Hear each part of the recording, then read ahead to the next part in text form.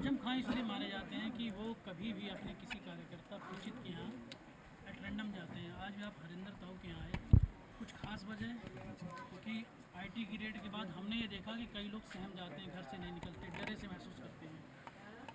मैंने बहुत पहले कहा था एक फ़कीर के यहाँ क्या मिलेगा। जब आईटी वाले आए थे पहले दिन से सबने यही कहना शुरू किया था कुछ नहीं मिलेगा। मेरे छोटे बेटे के पास 9,000, बड़े बेटे के पास 2,000 और मेरे पास 3,500 रुपये थे। मेरी पत्नी के पास 100 ग्राम के करीब, जिसकी 4 लाख रुपए के करीब कीमत होती है, बस यही जेवर था। और जो नहीं था वही हमारी दौलत है। आपको लगता है कि साफ तौर पर आपको, आपके परिचितों को, खासकर आपकी एक माँ बोली बेटी भी यहाँ रहती है एकता, उनको भी परेशान किया गया? क्योंकि क्या गुनाह है वो मेरी औलाद हो गई? क्या इसे मिसाल नहीं बनाएंगे लोग? जब मेरी बीवी बीमार थी गंगाराम में और उनके आर्टिफिशियल कमर पड़ना थी, आर्टिफिशियल रॉड्स डली, 2 स्टील प्लेट्स पड़ी और उसके अंदर सीमेंट डाला गया, तो क्योंकि मेरी कोई अपनी बेटी नहीं है तो मेरी बीवी का टट्टी पेशाब कराने वाला कोई नहीं था। उस वक्त जो सेवा उसने की थी वो मेरी 4 बेटियां होती तो वो भी नहीं करती। आप वहाँ जा रहे हैं उनसे मुलाकात करने? नहीं, रिश्ते टूट गए इस दौर में, क्योंकि रिश्ते दिलों से होते हैं, राहतों से होते हैं। एक ऐसा दौर आया जब हर शख्स डर गया, और डरा हुआ लोकतंत्र गुलामी से भी बुरा होता है। ये डर किस बात का? ये आप बेटी हिंदू है, ये या आप पिता हमसे, मुस्लिम है? ज़माना जालिम है, सत्ता अनर्थ पर उतरी हुई है।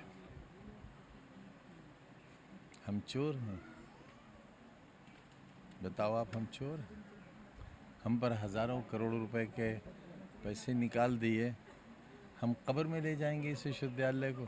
कितना और जिएंगे? मदन मोहन मालवीय जी बैठे थे मंदिर की सीढ़ियों पर, भीख मांग रहे थे, लेकिन एक राजा ने उस हाथ को पहचान लिया कि ये भिखारी का हाथ नहीं है, और हाथ पकड़कर उठा लिया। इसी तरह सर सैयद अहमद खां रईस के पास पहुँचे, रईस अलीगढ़ के पास, और कहा कुछ दो, तो रईस ने कहा हाथ बढ़ाओ।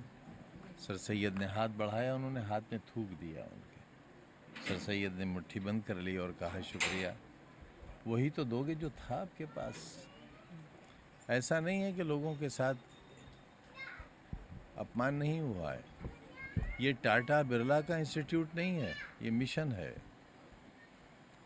यहाँ जो सीबीएसई बोर्ड के स्कूल्स हैं जिनमें गरीब बच्चे पढ़ते हैं, उनकी फ़ीस प्राइमरी स्कूल के बराबर है। माँ बाप नहीं है तो कोई फ़ीस नहीं, साल में 2 ड्रेस फ्री, किताबें फ्री। माँ बाप में से एक नहीं है तो 50% कंसेशन। और जिनके पास लेबर का सर्टिफिकेट है, पत्थर तोड़ने का, रिक्शा चलाने का, ठेला लगाने का, उनसे मात्र 20 रुपया, और 20 रुपया भी इसलिए कि वो ये ना कह सकें कि हम खैराती स्कूल में पढ़ के आए हैं। उस इमारत को भी सरकार ने खाली करा लिया। सुना होगा कहीं? क्या पूरी दुनिया में कोई ऐसा इतिहास है जब से दुनिया बनी है कि किसी शैक्षिक संस्थान पर इनकम टैक्स का रेड हुआ हो? खुद भारत की ही कोई मिसाल बता दीजिए। बच्चों का इम्तिहान था, उनको भगा दिया गया, 6 दिन के लिए यूनिवर्सिटी बंद कर दी गई, दरवाजे तोड़ दिए गए, कीमती शीशों के दरवाजे चकनाचूर कर दिए। यूनिवर्सिटी जो है वो शुरू से ऐसा लगता है कि निशाने पे रही है। इसलिए कि मैं कमज़ोरों को पढ़ाना चाहता हूँ, और लोग चाहते हैं कि कमज़ोरों को सिर्फ पंक्चर जोड़ना चाहिए। सर, 2024 का लोकसभा चुनाव बहुत नज़दीक है, आईएनडीआई का गठबंधन हो चुका है, ऐसे में क्या लगता है 2024? इंडिया कहते हुए क्यों शर्म आती है? इंडिया क्यों नहीं बोलते? सर, उसको लेकर तो खुद अब ये कह दिया है, भारत को लेकर अब एक नया विवाद बन गया है कि इंडिया, कोई विवाद नहीं, कि इंडिया नहीं रहेगा, भारत। कोई विवाद नहीं। इंडिया भी रहेगा, भारत भी रहेगा। तो इंडिया गठबंधन को किस तरह देखते हैं? उसके लिए ये देखते हैं, ऐसे नौजवान देखते हैं, ऐसे जियाले देखते हैं, ऐसे बहादुर देखते हैं, जहाँ धर्म जात की कोई दूरी नहीं है, बल्कि इंसानियत को साथ लेकर आने वाले कल के लिए, नई नस्लों के लिए एक नए ख्वाब का मंसूबा है। आपको लगता है कि 9 साल के काम को कोई एक प्रॉपर जगह नहीं मिल पा रही, तो एक नया विवाद छिड़ा गया इंडिया और भारत को, ताकि लोग इसमें उलझ के रह जाएं? अब ये तो बहुत बड़े नेताओं की बातें हैं, मेरा तो बहुत छोटा सा स्तर है। मुर्गी चोर हूँ नहीं, आप और बड़े चोर नहीं कद्दावर हूँ। नेता हैं। चोर मुर्गी का हूँ, बकरी का हूँ, भैंस का हूँ, लेकिन दफ़ाएं डकैती की लगी हैं। और आपको हैरत होगी, एक मुकदमा ऐसा है, जब मैं चौथी बार मिनिस्टर था, विजिट सिक्योरिटी में था, मेरी पत्नी एसोसिएट प्रोफेसर थे, हम दोनों ने मिलकर एक शराब की दुकान लूटी थी और 16,900 रुपया उसके गले से लूटा था। एक ऐसे व्यक्ति से आप बात करने आए हैं, ये मेरा सौभाग्य है।